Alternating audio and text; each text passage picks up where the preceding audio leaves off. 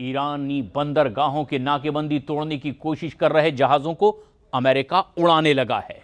उधर ट्रंप ने ईरान के पिकैक्स परमाणु अड्डे को भी तबाह करके वहां से यूरेनियम लेने की धमकी दे रखी है और इसके बाद भड़के ईरान ने अमेरिका के ग्राउंड ऑपरेशन को कुचल डालने का ऐलान कर दिया है। उधर ईरान के कमांडर दावा कर रहे हैं कि अगले 20 साल तक अमेरिका ये युद्ध कभी जीत ही नहीं पाएगा, क्योंकि मुस्तबा के अंडरवर्ल्ड में जो जाएगा वो सलामत लौटकर वापस नहीं आएगा।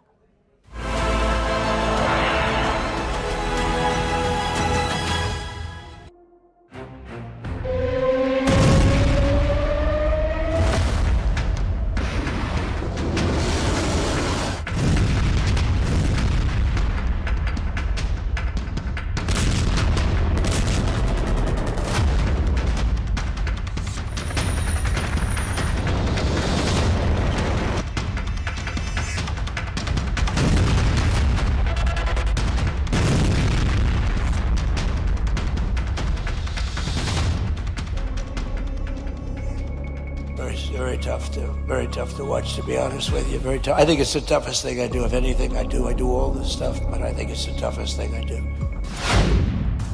22 जुलाई 2026, Marietta, Georgia, America.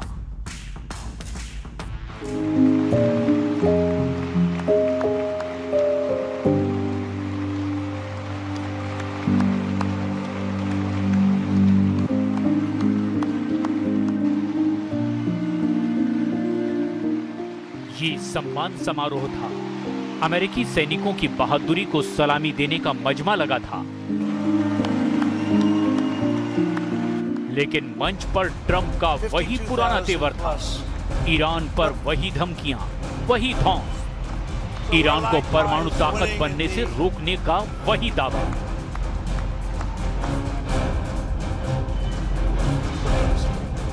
We don't need the Hormuz Strait, but we do it because we have to do it, because we cannot let Iran have a nuclear weapon. It's very simple.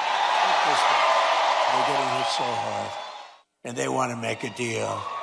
But I say they're not ready to make a deal, because every time they make a deal, they want to change it and everything. They're not ready. They'll be ready very soon. Trump की बातों पर खूब तालियां बजी, लेकिन जैसे ही उन्होंने lieutenant Tyler फीहन के परिवार का रुख किया, माहौल बदल गया।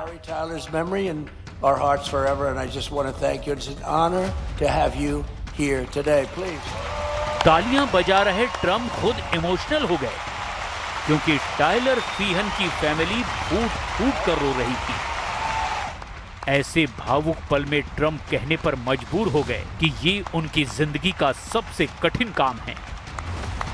Very tough to watch, to be honest with you. Very tough. I think it's the toughest thing I do. If anything I do all this stuff, but I think it's the toughest thing I do. But to Sherry and Stephen and David, we will carry Tyler's memory in our hearts forever. And I just want to thank you. It's an honor to have you here today. Please.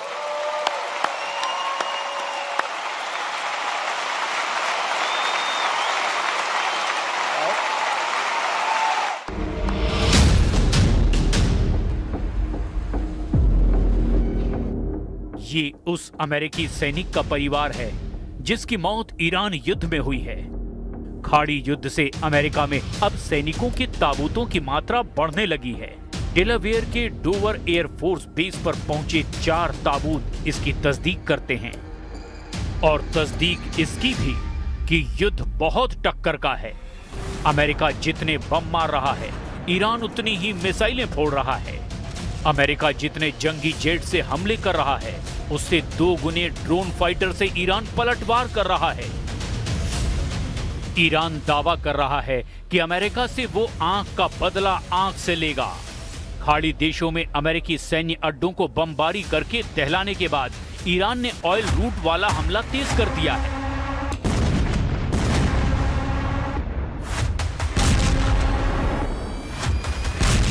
Iran के नए war plan को Yemen के Houthi fighter अंजाम दे रहे हैं।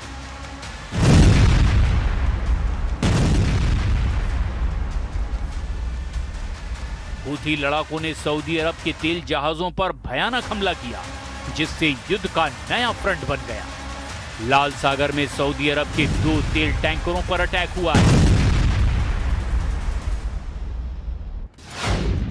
एक था एंसीलिया और दूसरा था लैला। दोनों पर हूथी ने तब हमला किया जब वो लाल सागर में थे और बाब अल मंदेब की तरफ बढ़ रहे थे।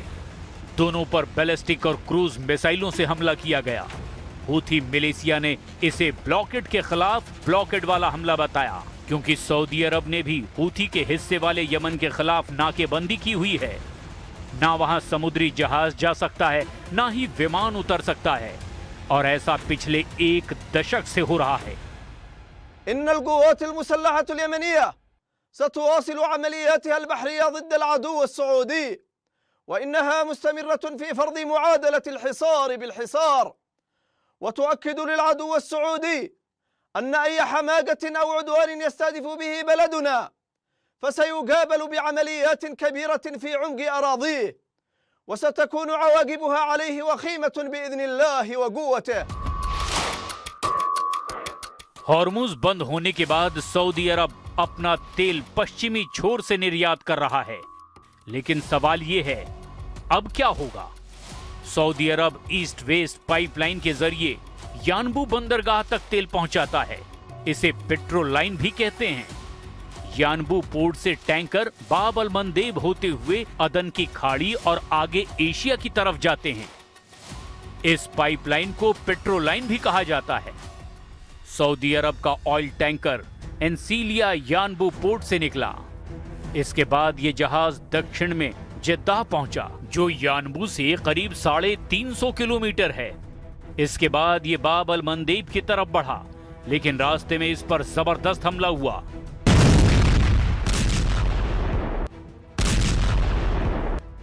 डोनाल्ड ट्रंप कह चुके हैं कि हूथी ने हमला किया तो वो उसे देख लेंगे। हूथी के हमलों के बाद क्या डोनाल्ड ट्रंप इस पूरे फ्रंट पर अपना एयरक्राफ्ट कैरियर भेजेंगे? क्योंकि हॉर्मुज़ के पास पहले से ही उनका एक कैरियर ऑपरेशन में शामिल है, और अब ये दूसरा वॉर जोन एक्टिव हो गया है, जिसके बाद लाल सागर के कई जहाजों ने अपना रास्ता बदल लिया है। इससे पहले जब ट्रंप ने carrier battle group USS Ford को इस इलाके में भेजा था, तब एंटी शिप हमलों के डर से उसे वापस भागना पड़ा था। बाद में बताया गया कि उस कैरियर में आग लग गई थी। इससे पहले फोर्ड कैरियर पर 5000 सैनिकों की जान सांसत में आ गई थी, लेकिन अब तो ईरान अमेरिका के 50,000 सैनिकों की जान के पीछे पड़ गया है। जिन सैनिकों को ट्रंप ने खाड़ी देशों में तैनात कर रखा है, सब के सब थ्रेट पर हैं। ईरानी सेना के टॉप प्रवक्ता ब्रिगेडियर जनरल अबुल फजल शेकरची ने कहा है कि अमेरिका ने वो हथियार इस्तेमाल किया है जो उसने तीसरे विश्व युद्ध के लिए तैयार किया है, लेकिन अमेरिका इस जंग में ईरान के खिलाफ नाकाम हो गया है और अब नुकसान की बारी अमेरिका की है। ईरानी संसद के स्पीकर कालीबाफ की ट्रंप के नाम नई धमकी यही इशारा कर रही है। قد در نبود آمریکا تامین می شود. آقای قالیباف در این پیام با تاکید بر این که معادله این جنگ مشخص است، یا همه یا هیچ کس گفت در منطقه‌ای که ما نفت نفروشیم کسی نفت نخواهد فروخت. آقای قالیباف هشدار داد اگر امنیت ما تامین نشود هیچ زیرساختی ایمن نخواهد بود و امنیت تنگه در نبود نیروهای آمریکایی است. بارها گفته ایم وضع تنگه به قبل از جنگ باز نمیگردد. ईरान की ओर से किए जा रहे ये पलटवार अब ट्रंप की सोच से परे जा चुके हैं। उनके हथियारों की धार कुंद हो चुकी है।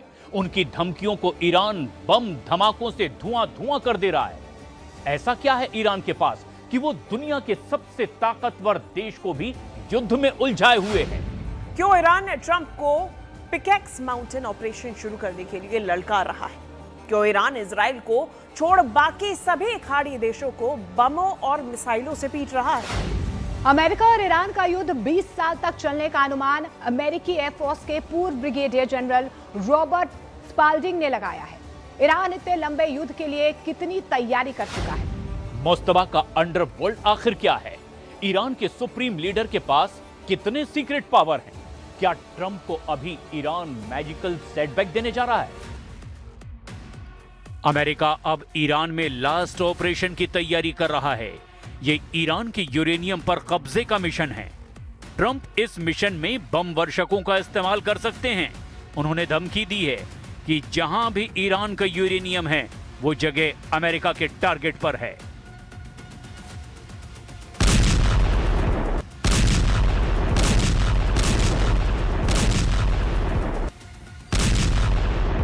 Do you believe that Iran has moved nuclear centrifuges into Pickaxe Mountain?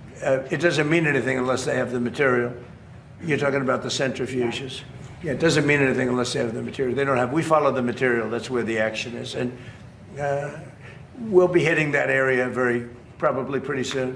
And there's not a thing they can do about it. Normally I wouldn't say that. If I thought they could do something about it, I would never say that. But we'll be hitting that area pretty soon, and very heavily.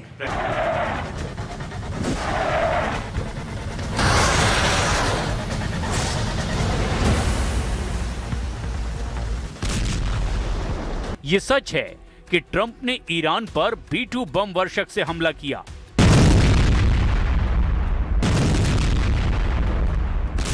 उन्होंने bunker buster के धमाके किए, Tom hoc मिसाइलों की बौछार Iran पर की गई।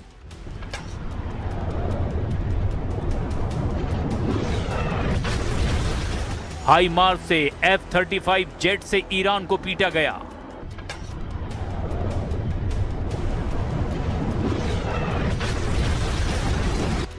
ईरान के हमलों से बचने के लिए अमेरिका ने थार्ड का भरपूर इस्तेमाल किया, मगर ईरान टस से मस नहीं हो रहा है, जिसके मायने ये हैं कि ईरान के पास कुछ तो स्पेशल है, ऐसा सीक्रेट वेपन जिससे ट्रंप अनजान हैं। तो क्या है मुस्तबा के अंडरवर्ल्ड का वो सीक्रेट? क्या कोई कमांडर का दिमाग है, या फिर सुपर पावर से युद्ध की अजीब प्लानिंग? क्योंकि ईरान ऐलान कर रहा है कि अगर अमेरिका जमीन पर युद्ध में आया तो उसे कुचल डालेगा।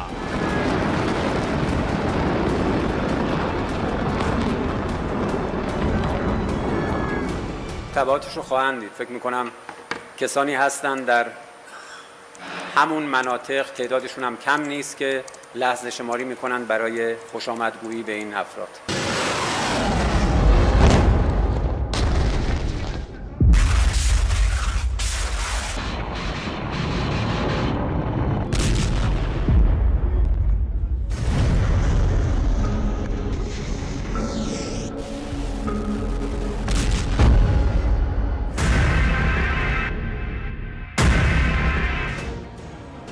ईरान से ग्राउंड पर युद्ध में अमेरिका को लाखों सैनिक उतारने पड़ सकते हैं, और अमेरिका ये जोखिम अकेले लेने के लिए फिलहाल तैयार नहीं, क्योंकि डर ये है कि अगर मुस्तबा के अंडरवर्ल्ड में सुपर पावर फंसा तो वहां से निकलने का कोई रास्ता नहीं है।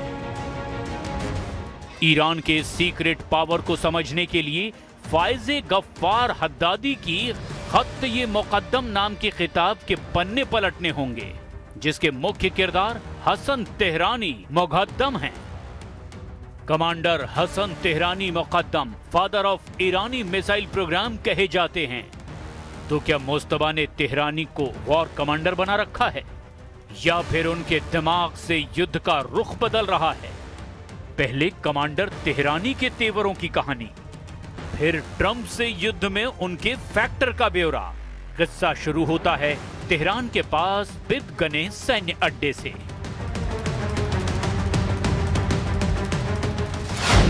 12 नवंबर 2011, बिदगने तेहरान। रेवोल्यूशनरी लड़ाकों का बहुत बड़ा हथियार गोदाम है यहां। उस रोज टॉप कमांडर पहुंचे थे, 17 के करीब कमांडर, क्योंकि हाई लेवल मीटिंग थी। लेकिन गुप्त मीटिंग शुरू होने से पहले बिदगने में विस्फोट हो गया। हथियार गोदाम में एक के बाद एक बमों और मिसाइलों के धमाके होने लगे। ईरान ने दावा किया कि हथियार भंडार में विस्फोट हादसा था, जिससे 17 रेवोल्यूशनरी कमांडरों की मौत हो गई। बिदगनेह में जान गंवाने वाले कमांडरों में शाहिदान गदीर का नाम दिया और ईरान ने इसे हादसा बताया। उसी बारूदी कांड को पश्चिमी खुफिया सूत्रों के हवाले से टाइम मैगजीन ने मोसाद का सक्सेसफुल ऑपरेशन बताया। द गार्डियन ने ईरानी सरकार के सूत्रों के हवाले से बिन गने कांड को गुप्त युद्ध में इजराइल की बहुत बड़ी जीत बताया, क्योंकि इस कांड में ईरान के father of missile program Hassan Tehrani Moghaddam का नाम जुड़ा था। क्या हुआ था तेहरानी के साथ वो भी जानेंगे, लेकिन जिस कमांडर ने ईरान को अजेय बनाने का आइडिया दिया, जिस कमांडर ने ईरान का अंडरवर्ल्ड बनाया, जिसने ईरान को मिसाइलों का सुपर पावर बनाया, वो कमांडर तेहरानी, जिन्हें ईरान के सुप्रीम लीडर का सबसे भरोसेमंद लड़ाका कहा जाता था, उसकी कहानी बहुत कम लोग जानते हैं। नौजवान कमांडर तेहरानी बम बनाने के एक्सपर्ट थे। ईरान में जब इस्लामिक क्रांति शुरू हुई तो उन्होंने गिलान के एक लड़ाका ग्रुप को ज्वाइन कर लिया। साल 1980 में तेहरानी रेवोल्यूशनरी आर्मी में भर्ती हुए। शुरुआत में IRGC में तेहरानी को army of the guardians of the Islamic revolution के तहत खुफिया मिशन में लगाया गया था। जब इराक ने ईरान पर हमला किया तब तेहरानी रियल वॉरियर बने। इराक से युद्ध के वक्त तेहरानी के दिमाग में ईरान को मिसाइलों का सुपर पावर बनाने का जुनून सवार हो गया था, क्योंकि तब सद्दाम की सेना ने ईरान के ज्यादातर हथियार भंडार को पूरी तरह से तबाह कर डाला था। युद्ध काल में कमांडर तेहरानी ने ईरानी फोर्स की मजबूती के लिए तूफानी मिशन शुरू किया। 1982 में उन्होंने IRGC की पहली आर्टिलरी कॉर्प्स की स्थापना की। 1982 में एवाज में आर्टिलरी रिसर्च सेंटर की स्थापना तेहरानी की लीडरशिप में हुई। कमांडर तेहरानी ने अक्टूबर 1983 में IRGC के मिसाइल कमांड सेंटर की स्थापना कराई। अगस्त 1985 में कमांडर तेहरानी IRGC वायुसेना के कमांडर बने, जिसके बाद उन्होंने प्रॉक्सी ग्रुप के लिए मिसाइल यूनिट बनाना शुरू किया। 1987 में पहली ईरानी मिसाइल नाज़ियात मिसाइल को डिजाइन किया। अगस्त 1988 में MEK बलों के खिलाफ ऑपरेशन मेरसाद में IRGC की कमान संभाली।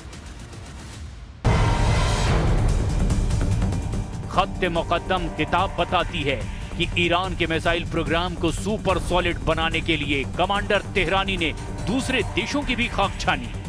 इसमें एक देश उत्तर कोरिया भी था, जिसके मिसाइल प्रोग्राम से तेहरानी प्रभावित थे। कमांडर तेहरानी ने उत्तर कोरिया से मिसाइल सीक्रेट हासिल करने के लिए गुप्त अभियान चलाया था। पश्चिमी मीडिया रिपोर्ट्स के मुताबिक साल 1985 में ईरानी संसद के स्पीकर अकबर हाशमी रफसंजानी ने उत्तर कोरिया का दौरा किया, जिसका मकसद इराक युद्ध के बीच मिसाइलों और सैन्य तकनीक का इंतजाम करना था। उत्तर कोरिया के साथ गुप्त प्लान के तहत ईरान ने मिसाइल प्रोग्राम के लिए फंडिंग की। बदले में ईरान को मिला ऐसा फॉर्मूला जिससे शहाब, फतेह, खैबर शेकन जैसी मिसाइलें बनाई गई। इन मिसाइलों को दुश्मनों से बचाए रखने के लिए मिसाइल सिटी का आइडिया भी उत्तर कोरिया ने ही ईरान को दिया। ये पूरा प्लान कमांडर तेहरानी ने बनाया था। इराक से युद्ध के बीच ही उत्तर कोरिया ने ईरान को मिसाइलों की सप्लाई शुरू कर दी थी। जून 1987 में भी ईरान उत्तर कोरिया की $500 मिलियन हथियार सौदे की रिपोर्ट आई थी। जुलाई 1987 से उत्तर कोरिया के स्कड-B मिसाइलों से ईरान धमाके करने लगा था। कमांडर तेहरानी की बुलेट प्रूफ प्लानिंग ने युद्ध का रुख पलट दिया था। 8 साल चली लंबी लड़ाई खत्म हो गई, लेकिन कमांडर तेहरानी रुके नहीं। उन्होंने ईरान के अंडरवर्ल्ड की बुनियाद रखी, जिसकी काट किसी दुश्मन के पास नहीं, क्योंकि ईरान ने पाताल लोक में ऐसे युद्ध मुख्यालय बना रखे हैं जिनकी तलाश किसी युद्ध से कम नहीं। पहाड़ों में, रेगिस्तान में, बंजर बियाबान में बने ईरान के गुप्त सैन्य अड्डों की ये भूल भुलैया सुप्रीम लीडर मुस्तफा का अंडरवर्ल्ड है।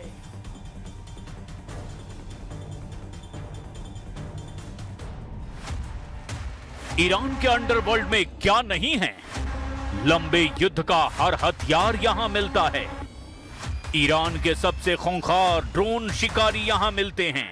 जिस पिकैक्स पहाड़ को ट्रंप उखाड़ना चाहते हैं, वहां का इनसाइड सीक्रेट ही होश उड़ा देने वाला है। ये पहाड़ी परमाणु पावर हाउस ईरान ने क्यों बनाया? उसकी भी वजह बेहद दिलचस्प है। 31 जनवरी 2018 को मोसाद ने तेहरान के शोराबाद में एक गोदाम से ईरान के परमाणु प्रोग्राम सीक्रेट उड़ा लिए थे। मोसाद एजेंट्स ने 55,000 डिजिटल फाइल्स और 183 सीडी सीक्रेट ऑपरेशन में हासिल की थी। 30 अप्रैल 2018 नेतन्याहू ने इन्हीं सबूतों को दिखाकर ईरान के एटमी प्रोग्राम पर बड़ा पर्दाफाश किया था। ईरान के प्रोजेक्ट AMAD के खुलासे के बाद इजरायल के हमले शुरू हो गए थे। 2 जुलाई 2020 को ईरान के नतांज एटमी सेंटर में बड़ा विस्फोट हुआ और जबरदस्त आग लगी और इसके बाद नतांज साइट के एडवांस सेंट्रीफ्यूज सेंटर को भारी नुकसान हुआ। ईरान ने इस हमले के आरोप इजराइल पर लगाए, लेकिन इजराइल ने जिम्मेदारी इसकी बिल्कुल नहीं ली। 11 अप्रैल 2021 को नतांज साइट पर सबसे बड़ा साइबर अटैक हुआ। इससे एटमी अड्डे की पावर सप्लाई बंद हो गई थी, जिससे सेंट्रीफ्यूज को नुकसान पहुंचा। इजराइल ने दूसरी बार भी नतांज पर हमले से पल्ला झाड़ लिया, लेकिन यही टर्निंग पॉइंट था। ईरान ने पिकैक्स पहाड़ के नीचे पाताल लोक में सीक्रेट एटमी अड्डा बनाने का फैसला कर लिया था। Think tank institute for science and international security के मुताबिक पिकैक्स माउंटेन पर 2020 में काम शुरू हुआ था, लेकिन नतांज फैसिलिटी में धमाके के बाद तोड़फोड़ हो गई थी। उस समय ईरान ने कहा था कि नतांज में हुई तोड़फोड़ से काफी नुकसान हुआ है। उसी साल सितंबर में ईरान के तत्कालीन nuclear chief Ali Akbar Salehi ने बताया था कि ईरान एडवांस सेंट्रीफ्यूज बनाने के लिए नतांज के पास पहाड़ के बीचों बीच हर तरह के आधुनिक, बड़ी और ज्यादा व्यापक फैसिलिटी बनाना शुरू कर चुका है, जहां मशीनें यूरेनियम को तेजी से घुमाकर उसे एनरिच करती हैं और यूरेनियम फ्यूल बनाती हैं। ISIS थिंक टैंक ने सैटेलाइट तस्वीरों के विश्लेषण से पिकैक्स माउंटेन पर 2 एंट्री गेट और चारों तरफ सुरक्षा दीवार की पुष्टि की है। रॉयटर्स के मुताबिक पिकैक्स पहाड़ की सुरंग के एंट्री गेट की मजबूती बढ़ाने से यहां बंकर बस्टर बमों का इस्तेमाल भी जाया जाएगा। द गार्डियन ने अपनी रिपोर्ट में बताया कि एक्सपर्ट मानते हैं कि ईरान ने जमीन में बहुत गहराई में कॉम्प्लेक्स बना करके अमेरिका के हवाई हमलों से खुद को सेव कर लिया है।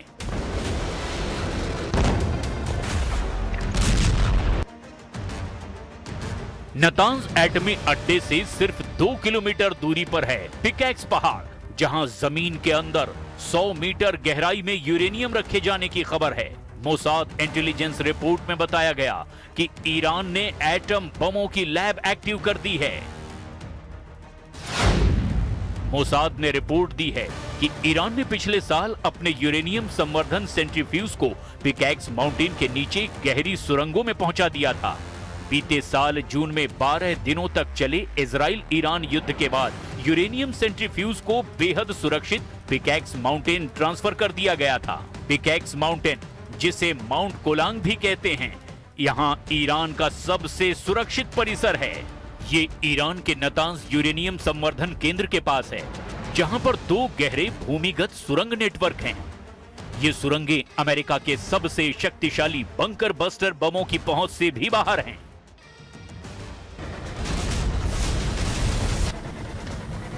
ईरान के एटमी प्रोग्राम पर मिले अलर्ट से अमेरिका और इजराइल बेहद गुस्से में हैं।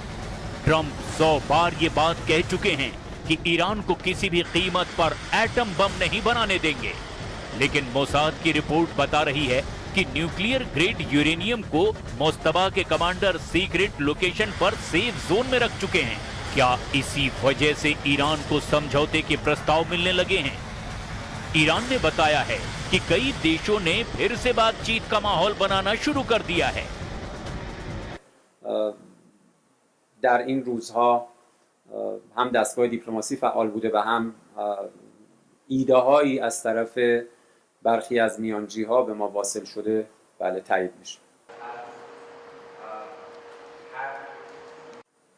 مذاکره و جنگ طریقیت داره. هدف رو گم نکنیم. هدف यानी ट्रंप के पास अब 2 रास्ते हैं। पहला ये कि वो ईरान में अमेरिका की फौज उतारकर सबसे खौफनाक हमले शुरू करके हॉर्मुज़ पर कंट्रोल करने वाला बफर जोन बनाए। दूसरा रास्ता ये कि वो ईरान के आगे सरेंडर करके युद्ध से भागने का रास्ता निकाल ले, क्योंकि ईरान अब अमेरिका को बख्शने वाला नहीं है। ईरान किसी को नहीं छोड़ेगा। ईरान सभी दुश्मनों का दम उखाड़कर ही रुकेगा, वो अमेरिका हो, इजराइल हो या फिर खाड़ी देशों में ट्रम्प परस्त कोई भी दुश्मन। अब ईरान की रेंज में अमेरिका का एक एक अड्डा आ चुका है, जिन्हें बचाने के लिए ट्रंप ईरान में सेना भेजने का प्लान भी बना रहे हैं। मकसद हॉर्मुज के करीब बफर जोन बनाना है, जिससे ईरान तेल के जहाजों को निशाना न बना सके। साथ ही अमेरिका ने अगर ईरान की जमीन पर कब्जा जमाया तो ईरान की लाइफलाइन कट सकती है। We're doing very well against the Islamic Republic of Iran. We're doing extremely well. They would like to do something, but I say they're not ready yet. They need more of the same. They're not ready yet. They got some evil intentions. We cannot let them have a nuclear weapon. क्योंकि Trump plan बना रहे हैं कि Iran में ground operation के लिए अमेरिकी सैनिकों की जगह सीक्रेट अलायंस को उतारा जाए, लेकिन अभी कई खाड़ी देश इस मिशन के लिए रेडी नहीं हो रहे हैं। इसी वजह से ट्रंप पिकैक्स पहाड़ को बंकर बस्टर बमों से तोड़ डालने की धमकी दे रहे हैं। हालांकि पिकैक्स के ढह जाने से भी ईरान को फर्क पड़ने वाला नहीं है, क्योंकि मुस्तबा का अंडरवर्ल्ड व्यापक है, रहस्यमयी है और इसकी अब तक जितनी तहें खुली हैं उतनी ही अब भी बंद हैं।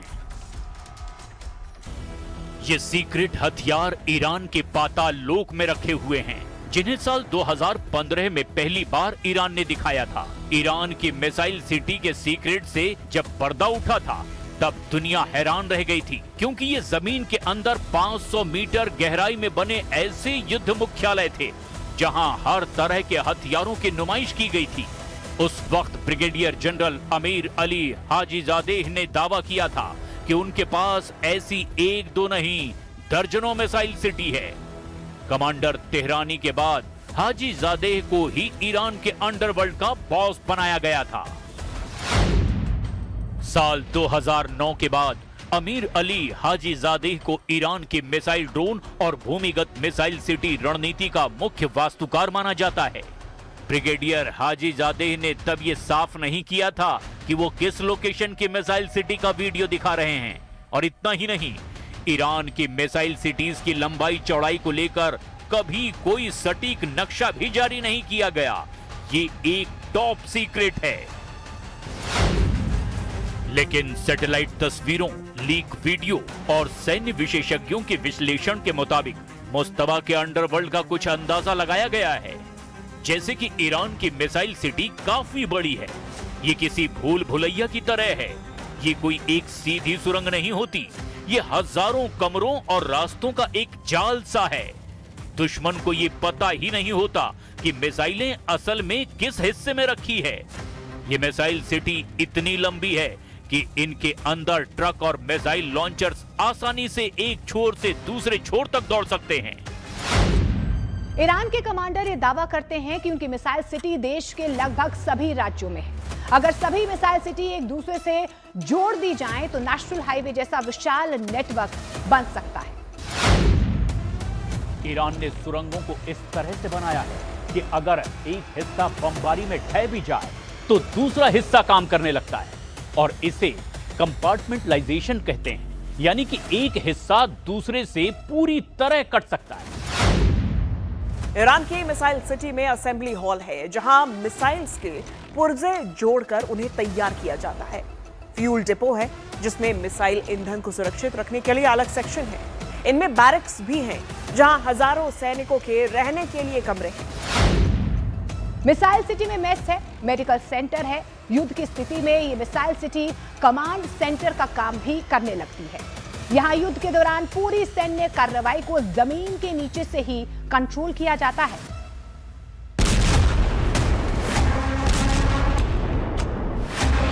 ईरान के नक्शे पर जिन लोकेशन पर मिसाइल सिटी की निशानदेही हो चुकी है, अब उनकी डिटेल देखिए। ईरान के कूम शहर में फोर्दो अंडरग्राउंड एटमी सेंटर हैं। नतान साइट में सुरंग नेटवर्क के परमाणु प्लांट हैं। ईरान के यज़्द में बहुत बड़ा मिसाइल सुरंग नेटवर्क है। मुस्तबा का एक मिसाइल शहर केरमानशाह में है। खुजिस्तान के देजफुल में रिवोल्यूशनरी गार्ड का मिसाइल वॉर मुख्यालय है। इसके अलावा फारस की खाड़ी के दक्षिण तट पर कई अंडरग्राउंड मिसाइल सिटी भी मौजूद हैं।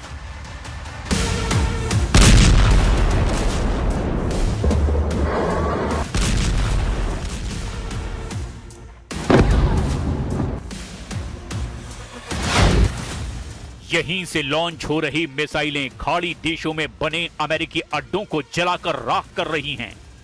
जॉर्डन हो या फिर कुवैत, ओमान हो या फिर बहरीन, जहां भी आग दिखाई दे रही है वो ईरान के अंडरवर्ल्ड से हो रहे हमले की वजह से ही है। लेकिन जिन दो कमांडरों को इन अभेद किलों को बनाने का क्रेडिट मिलता है वो अब इस दुनिया में नहीं है। ईरान के father of missile program Hassan Tehrani Moghaddam 12 नवंबर 2011 को बिन गने ब्लास्ट में इनकी जान चली गई और ब्रिगेडियर अमीर अली हाजीजादेह को 13 जून 2025 को इजराइल ने अंडरग्राउंड सेंटर पर हमला करके मार डाला था। लेकिन अमेरिका इजराइल से दुश्मनी में मारे गए ईरान के दो कमांडरों ने ऐसा बख्तर बना रखा है जिसे सुपर पावर चीर नहीं पा रहा है। जबकि ट्रंप धमकी दे रहे हैं कि ईरान ने जिस भी साइट पर एटमी प्रोग्राम शुरू किया उसे एक झटके में जमींदोज कर दिया जाएगा। वो साइट चाहे सुरंग के नेटवर्क में बनाई गई हो, किसी पहाड़ पर बनाई गई हो या फिर रेगिस्तान में, अमेरिका की पहुंच ईरान के चप्पे चप्पे तक है। ट्रंप की ये वार्निंग तेहरान की टेंशन दोगुनी करने वाली है।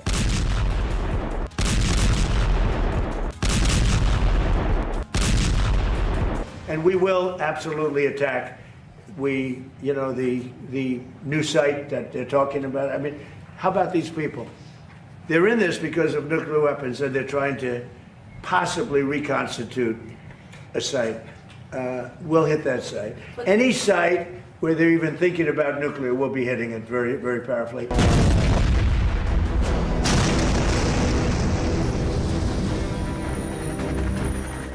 ईरान के परमाणु कार्यक्रम को खत्म करने पर अड़ा अमेरिका अब सऊदी अरब को एटमी पावर बनाना चाहता है। ट्रंप ने सऊदी अरब के साथ परमाणु समझौते को औपचारिक रूप से मंजूरी भी दे दी है। ये डील हुई तो सऊदी अरब को अमेरिका से मिलेगा एक सिविलियन न्यूक्लियर प्रोग्राम और फिर सऊदी अरब यूरेनियम संवर्धन भी कर पाएगा।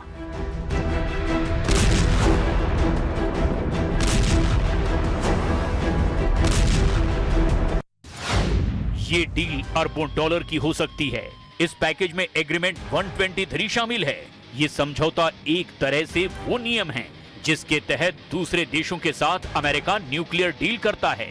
यूरेनियम संवर्धन वो प्रक्रिया है जो 90% तक की जाए तो परमाणु बम भी बनाया जा सकता है। एग्रीमेंट 123 अमेरिकी एटॉमिक एनर्जी एक्ट 1954 की धारा 123 के तहत होने वाला परमाणु सहयोग समझौता है। इसके जरिए अमेरिका किसी दूसरे देश के साथ सिविल न्यूक्लियर टेक्नोलॉजी, ईंधन और तकनीकी सहयोग कर सकता है। लेकिन आमतौर पर ऐसे समझौतों की ये शर्त होती है कि दूसरा देश परमाणु हथियार बनाने की कोशिश नहीं करेगा। लेकिन सऊदी अरब के क्राउन प्रिंस सलमान 8 साल पहले ही अपने इरादे जाहिर कर चुके हैं। मोहम्मद बिन सलमान ने 2018 में एक बयान में कहा था कि अगर ईरान ने एटम बम बनाया तो सऊदी अरब भी एटम बम बनाएगा। शायद ट्रंप के लिए भी ईरान के परमाणु हथियारों की काट प्रिंस सलमान को साधने में दिखाई दे रही है और इसीलिए खाड़ी में नया परमाणु पावर बनाकर वो ईरानी खतरे को बैलेंस करना चाहते हैं। लेकिन अभी ये बहुत दूर की बात है। अभी तो आलम ये है कि ईरान खाड़ी देशों को अपने इशारे पर नचा रहा है। ईरान जिसे चाहता है उसे मिसाइलों से फोड़ दे रहा है। सऊदी अरब एटमी पावर बनने का पहला कदम उठाता भी है तो ईरान उसे बख्शने वाला नहीं है। दोनों मुल्कों की पुश्तैनी दुश्मनी का ये राउंड सबसे खौफनाक होगा, क्योंकि ईरान के पास युद्ध में एक तरफ बढ़त है तो वहीं सऊदी अरब के पास ट्रंप का फुल बैकअप है। यानी कि अरब वर्ल्ड का युद्ध भी जबरदस्त और विनाशकारी साबित हो सकता है। जिस युद्ध की शुरुआत ईरान के परमाणु बमों के खतरे से हुई, उसके क्लाइमैक्स से पहले ही खाड़ी में दूसरे एटमी पावर को बनाने का प्लान बन चुका है। मतलब ये कि टकराव का अंत करीब नहीं, लेकिन ये भी सच है कि ईरान की जमीन पर कब्जा करने से पहले उसकी जमीन के नीचे की दुनिया को समझना पड़ेगा। ईरान ने इस सच को दशकों पहले पहचान लिया था, जहां पहाड़ सिर्फ पत्थर नहीं, ऐसे किले हैं जिनकी थाह नहीं। ईरान की अंडरग्राउंड सल्तनत जब तक टिकी हुई है, उसे युद्ध में हराना ट्रंप के लिए भी नामुमकिन है।